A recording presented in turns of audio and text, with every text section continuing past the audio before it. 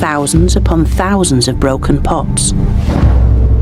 Although most are not part of the destruction itself, they represent centuries of atonement for the loss of Egypt's physical connection with its past.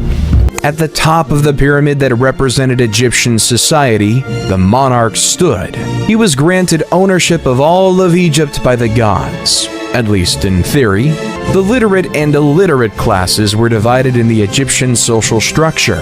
The literate class was the ruling class. They were a small fraction of the population, but they were the main criteria for determining the character of ancient Egyptian society and everything we knew about the civilization. Individuals were frequently more important than the positions they held. As a result, while the king established the scope of bureaucratic power, effective administration was ultimately dependent on the same pool of literal aristocrats without whom the king could not govern. And we'll state some of them as follows. Because an Egyptian king could not personally control every area of society, the role of the vizier was established as early as the early dynastic period. The problem when approaching a city like Memphis from an archaeological point of view is that, for one thing, every year the Nile has deposited sediments. So layers that are 3,000 years old may be several meters below the surface. Furthermore, the Nile has regularly shifted its bed from east to west and west to east, so that some stages of the ancient settlement may have been completely destroyed by the Nile. It's this special location at the southern end of the Nile Delta, at the entrance of the Nile Valley, that allows Memphis to grow.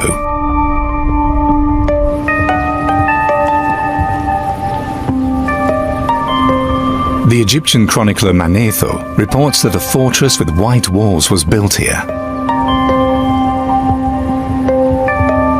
There's also evidence of a huge temple to the city god Ptah. He's considered the patron of creation and the arts.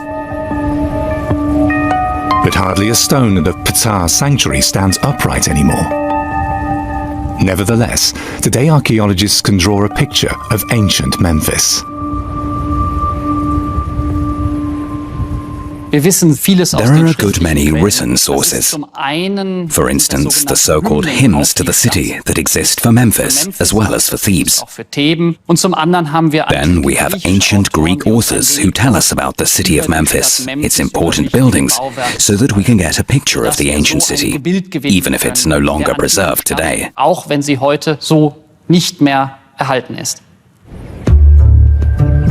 Around 1300 BC, numerous sanctuaries formed the great temple complex in the heart of the city. Triumphal processions, sacrificial festivals, and coronation ceremonies take place here. The Greek name of the main temple of the god Ptah, as Aegyptos, later becomes the country's name, Egypt.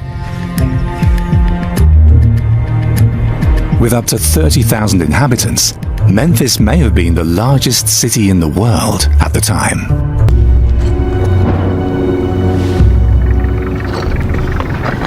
Now, not long after the desecration, this became a place of pilgrimage where people came with little pots like this one, filled with food, drink, incense, which they offered up to the souls of the dead kings once buried here. It was believed that at death these souls of the kings had joined with the soul of Osiris, god of the dead. And as this place became a site of pilgrimage, it's as if the people of Egypt were trying to make amends for the desecration of the past. Egypt's spiritual connection to its royal ancestors was all it had left after the northern warlords had destroyed their physical remains. And the desecration soon provoked violent retaliation. Directly across the desert from Abydos lay Thebes, the stronghold of the southern warlords. And they would soon rise up against their northern rivals and attempt to resurrect Egypt as a united land.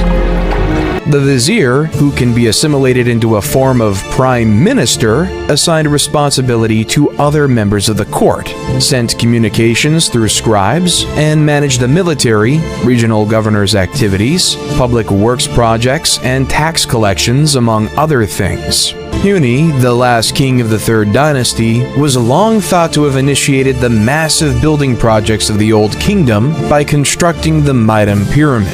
But credit for the Mitam Pyramid goes to Sneferu, the first king of the Fourth Dynasty, who may have been Huni's son by one of his minor queens. West of the capital, another defining element of Egypt's urban culture develops. The necropolis of Saqqara.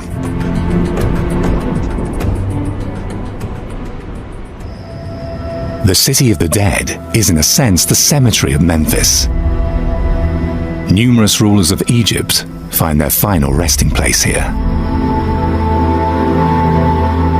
The most prominent tomb and landmark of Saqqara is the Step Pyramid for King Djoser. It's about 4,700 years old and presumed to be the first structure in Egypt made of stone.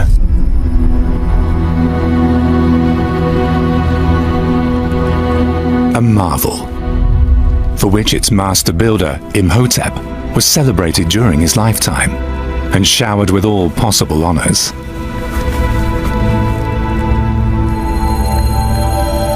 His title, The Great of the Seeing, reveals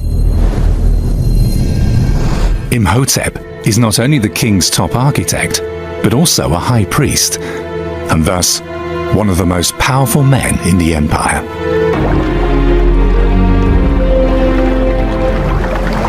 Back in 2000 BC, Thebes was a one-donkey town, and yet its warlords had two distinct advantages over other leaders.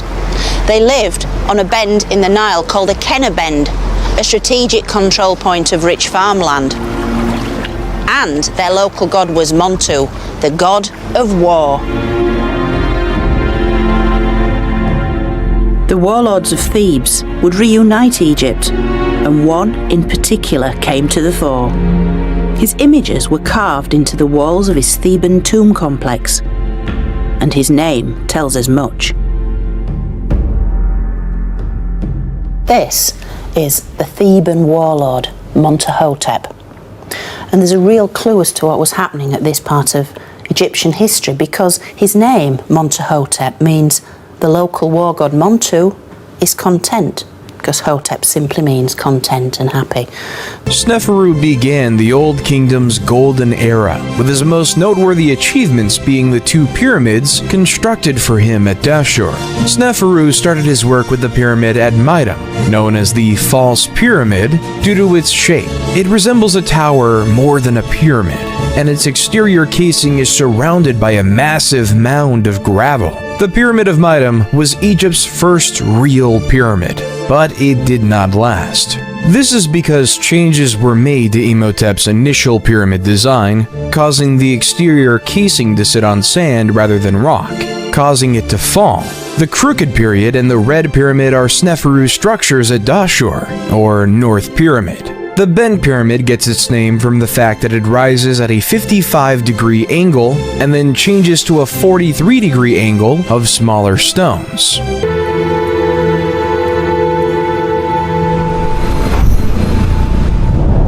As early as pre-dynastic times, that's before the Old Kingdom, Egyptian rulers were laid to rest under burial mounds.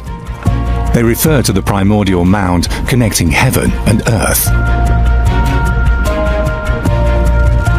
From them, the first stone mounds evolve, and eventually, the pyramids.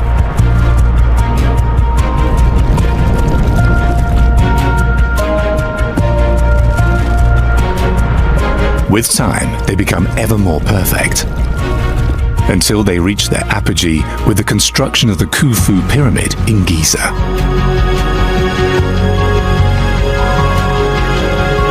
The tomb for the pharaoh thus becomes a landmark for the whole country, and has remained so.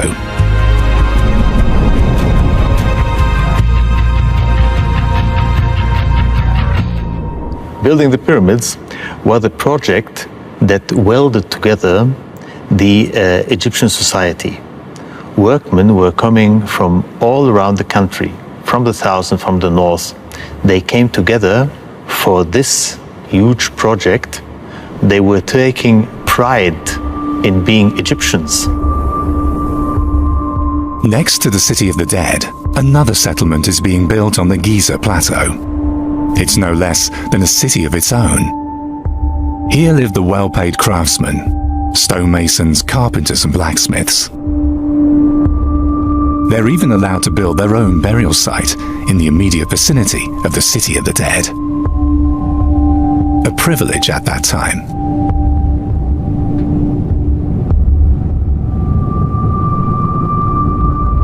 So, if the war god was happy with Montuhotep, this means that he was a very powerful military figure. And this is a wonderful scene. There are a lot of little clues here to tell us what's going on. And if you look really closely, you can see hands embracing him, flanking him at his back, at his front, around his middle. He's been embraced by the gods, chief amongst whom is Montu himself. And there he is. He's nose to nose with the king. He's giving him the breath of life and infusing him with his own divine power. It was the power of victory, one that finally brought an end to Egypt's first dark age.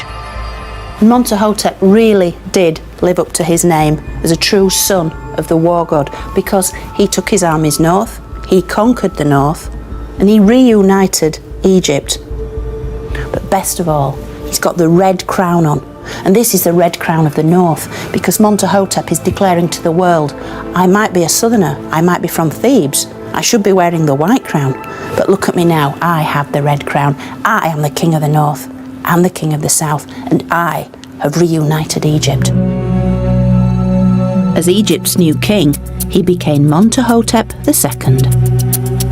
But his victory came at a high price, giving the impression of bending in towards the summit. The workers had finished the base and sides before recognizing that a 55-degree angle was too steep, and changing their plan to conclude the job as best they could. Sneferu appears to have grasped the issue and went on to construct his third pyramid. Sneferu appears to have been a ruler unafraid of loss or sorrow. When the Ben Pyramid failed to satisfy his standards, he simply began over.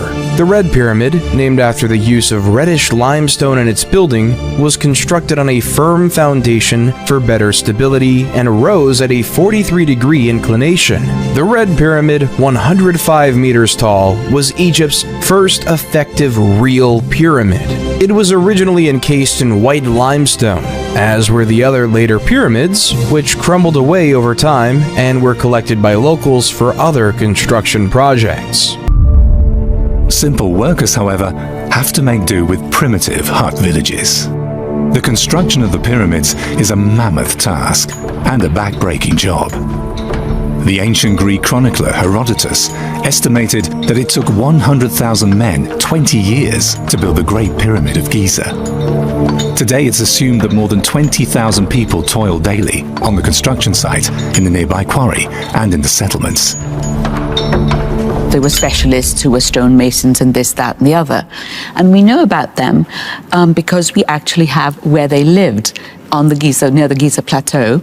We have their houses, we had the big places where they ate, we had their places where their beer was made, where their bread was baked, the drains where all of their water went. So it's really fantastic because we have all of these things. In the late 19th century, archaeologists discover a similar city up the Nile, at the eastern entrance of the fertile Fayum Basin. It was needed for the construction of the pyramid of Senusret II. In den Pyramidenstädten von El Lahun At Al Lahun, we see quite clearly that these settlements were planned according to a grid. geplant worden sind. The layout of Al Lahun shows a regular street grid. All houses are designed following a uniform pattern. Stone canals indicate a regulated sewage disposal system. Also kann man davon ausgehen, It can be assumed that there was one original settlement that served as a model. even at the beginning of pharaonic history. Bereits zu Beginn der pharaonischen Geschichte.